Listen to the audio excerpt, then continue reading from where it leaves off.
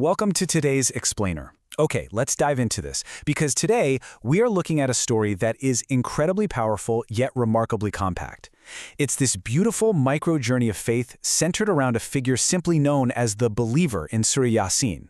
We're going to unpack a narrative that is literally dense with emotion, physical action, and profound meaning. And the amazing part, it's all contained within just a handful of words. Just listen to how this narrative begins. A man came running from the farthest part of the city.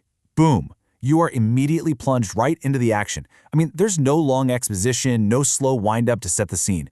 Who is this guy? Why is he running so fast? What on earth is the emergency? The text hooks you instantly, creating this real, palpable sense of mystery and urgency right out of the gate.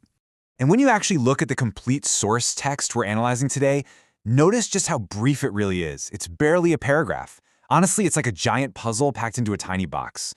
Yet, as we're about to see, these few sentences hold an incredible amount of emotional and narrative weight. It's an absolute masterclass in concise storytelling. It somehow manages to deliver a fully complete character arc and a profound lesson without wasting a single syllable.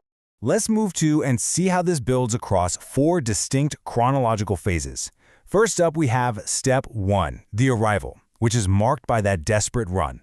Then, Step 2 is the plea, where he actually delivers his message. That's followed immediately by Step 3, the reaction of his community, which, spoiler alert, is outright rejection. And finally, Step 4, the aftermath, revealing his internal state. Breaking it down this way really shows us exactly how effectively this short story escalates. So, let's really zoom in on that very first phase, running from the farthest part. I want you to stop and think about the sheer physical effort required here. He didn't just happen to be hanging around nearby. No, he crossed the entire length of the city. To put that into perspective, that is a massive physical toll. The immense distance he covered speaks volumes about the absolute urgency he felt. He was completely compelled to act, physically pushing himself to his limits, driven by a massive, undeniable sense of purpose. And what exactly was driving that exhausting run? Well, here is his plea, urging his people to follow the messengers and worship Allah. This was the absolute core message he was so desperate to deliver. Really notice that specific word right there, urging. He isn't just casually suggesting something to them, he is pleading. He clearly cares deeply about his community. He specifically calls them his people, right? And he is urgently trying to guide them toward following the messengers and worshiping Allah. And this brilliantly illustrates the core conflict of our story.